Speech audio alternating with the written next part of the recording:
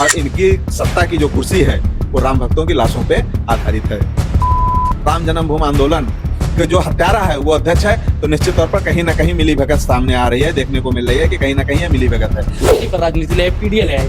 PDA में वो लोग कहते हैं कि समान वर्ग कहाँ है, जो सवर्ण समाज है वो लोग कहाँ है। उद्योगपतियों के साथ नहीं खड़े हैं, हम अडानी जी के साथ नहीं खड़े हैं, हम अंबानी जी के साथ नहीं खड़े हैं, हम तमाम उद्योगपति हैं जिनके करोड़ों रुपए माफ किए जा रहे हैं, उनके साथ नहीं खड़े हैं।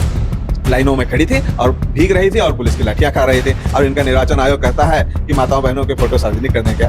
27 का विजन क्या है?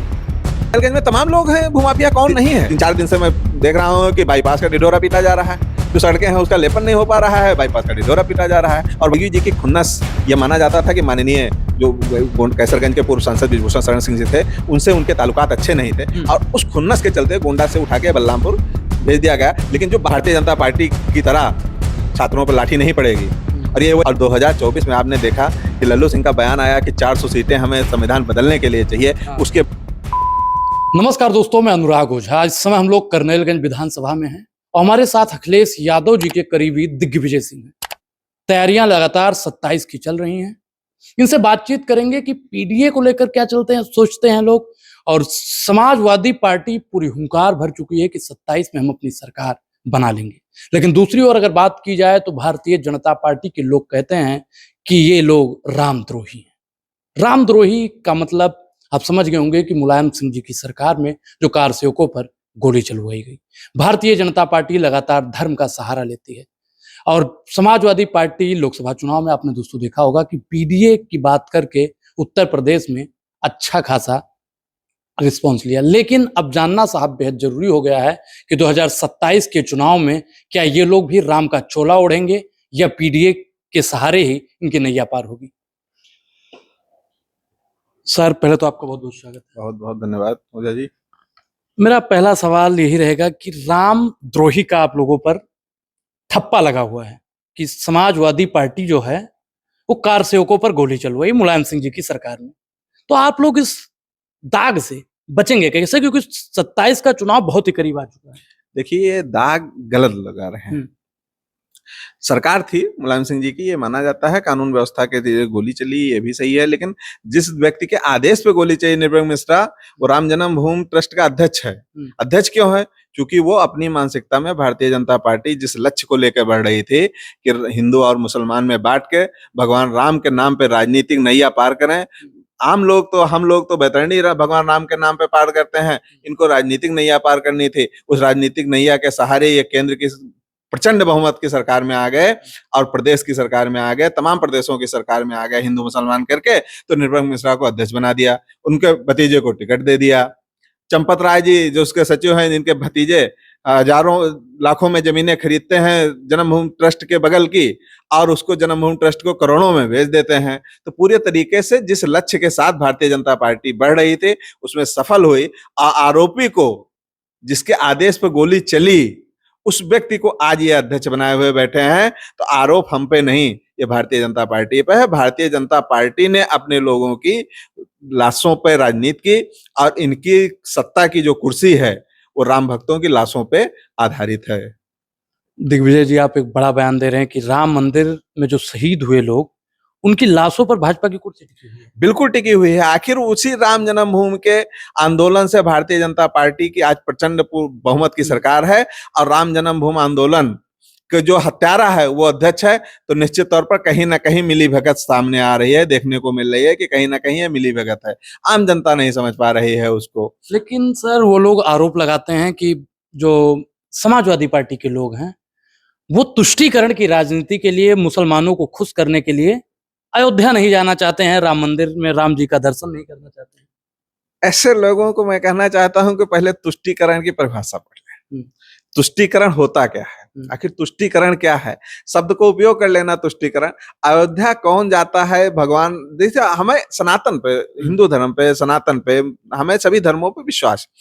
जो लोकतांत्रिक सरकार है उसका काम है सरकार को चलाना, उसका काम धर्म को चलाना नहीं है। धर्म की राजनीति मुद्दा नहीं है।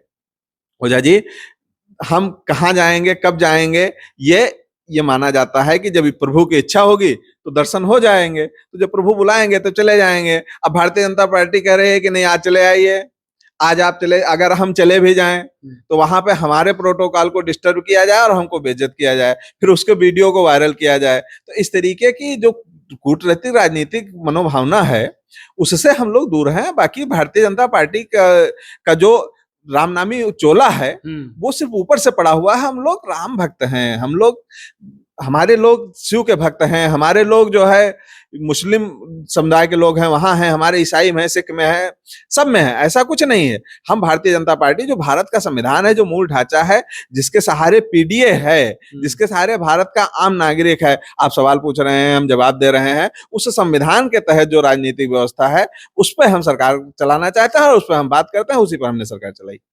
आपने संविधान की बात की, तो संविधान तो है बराबर, लेकिन आप लोग आरोप लगाते हैं कि वो लोग संविधान खत्म कर देंगे, और मोदी जी भी संविधान की बात करते हैं, योगी जी भी संविधान की बात करते हैं, और आप लोग, फिर मैं कहूंगा तुष्टीकरण वाली राजनीति, आप जाति पर राजनीति ले आए, पीडीए ले आए। पीडीए में वो लोग कहते हैं कि समान वर्ग कहाँ है, जो सवर्ण समाज है वो लोग कहाँ है पीडीए में?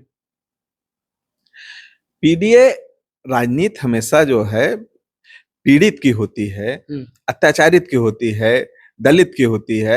ऐसा नहीं है कि अगड़ा कहाँ है, पिछड़ा कहाँ। पिछड़ा तो आप भी पिछड़े हैं, हम भी पिछड़े हैं। अगर हम आप जो आर्थिक लड़ाई में पिछड़ गए तो ऐसा तो है नहीं कि हमने सिंह लिख लिया, आपने ओझा लिख लिया, आप सामान्य हो गए। अगर हम आर्थिक लड़ाई में पिछड़ रहे हैं, जो आर्थिक युग चल रहा है, अगर इसमें पिछड़ रहे हैं तो हम भी पिछड़े हैं, आप भी पिछड़े हैं। तो जो पीड़ित हैं, जो दंडित हैं, जो शोषित हैं, अत्याचारित हैं, इनको जोड़ के जो है समाजवादी पार्टी इनके साथ खड़ी है। अब हम उद्योगपतियों के साथ नहीं खड़े हैं, हम अडानी जी के साथ नहीं खड़े हैं, हम अंबानी जी के साथ नहीं खड़े हैं, हम तमाम उद्योगपति हैं जिनके करोड़ों रुपए माफ किए जा रहे हैं, हम उनके साथ नहीं खड़े हैं। तो इसलिए इनका पीडीए का दर्द हो रहा है। 27 का विजन क्या है? 27 का विजन जो जनता को लगातार भारतीय जनता पार्टी ने घाव दिया है, उस पर मरहम लगाने का हम काम करेंगे। किसान को किस तरीके से दवा नहीं मिल रही है, किसान को किस तरीके से बीज नहीं मिल रहा है। एक कानून लाया गया कि अगर आपने इस बार सरकारी गोदाम से नया बीज खरीदा है तो अगले साल आपको नया बीज नहीं मिलेगा, उसके अगले साल मिलेगा। यानी ये बीज नहीं दे पा रहे हैं। यूरिया की किल्लत आपने पूरे प्रदेश में हाहाकार देखा, और उनके अधिकारी आके बयान देते रहे कि जो है यूरिया पूरी है। नीम कोटेड होने से पहले उससे कहीं ना कहीं कुछ कच्ची शराब बना ली जाती थी। नीम कोटेड होने के बाद वो भी काम खत्म है। तो जब नीम कोटेड होने के बाद वो काम खत्म है तो यूरिया का शरबत तो लोगों ने नहीं पी लिया। और आपको बता दूं, चूंकि ये जमीन से जुड़े नहीं है, ना इनके नेता जुड़े हैं, ना इनके अधिकारी जुड़े हैं।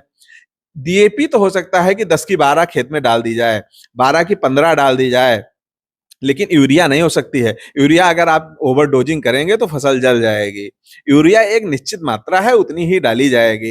ये कह रहे हैं जितने आंकड़े हमने पिछले साल जितनी यूरिया बांटी थी उससे ज्यादा बांट दे, और किसान को, अरे आपके एक्सप्रेस वे में तमाम किसानों की जमीनें चली गई, आपके सत्ता संरक्षित तमाम भूमाफियाओं ने तमाम जमीनें कब्जा करके उस पर प्लाटिंग कर दी, तो सब जमीनें किसानों की घटी हैं। तो यूरिया उससे ज्यादा कहाँ खपत हो गई? या तो आपकी मिली भगत से वो नेपाल जो है बेच दी गई, काली बाजारी कर दी गई, या तो आप आके आंकड़े झूठे हैं। औदम जी ने लिखा था कि तुम्हारी फाइलों में गांव का मौसम गुलाबी है, लेकिन ये आंकड़े झूठे हैं, ये दावा किताबी है। तो ये आंकड़े झूठे हैं और ये दावा किताबी था। लाइनें आपने देखी किस तरीके से माताएं बहनें लाइनों में खड़ी थी और भीग रही थी और पुलिस की लाठियां खा रहे थे। और इनका निर्वाचन आयोग कहता है कि माताओं बहनों के फोटो सार्वजनिक कर दें क्या? तो इस तरीके के लोग हैं।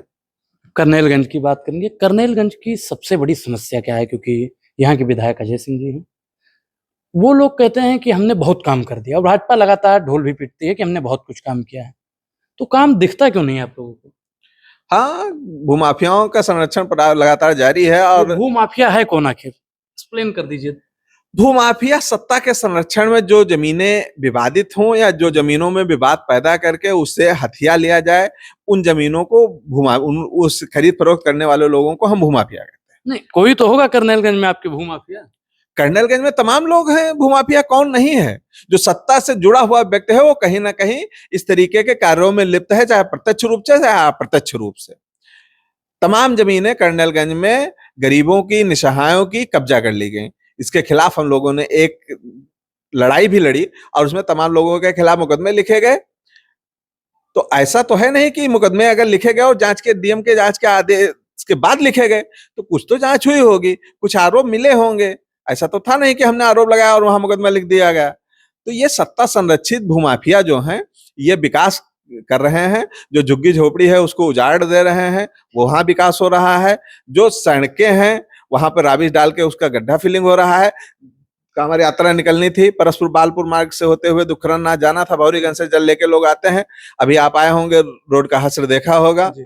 3-4 दिन से मैं देख रहा हूँ कि बाईपास का ढिढोरा पीटा जा रहा है। जो सड़कें हैं उसका लेपन नहीं हो पा रहा है, बाईपास का ढिढोरा पीटा जा रहा है। और बाईपास की मांग कब उठी थी? ऐसा तो था नहीं कि आप आए हो तुरंत वो हो गया।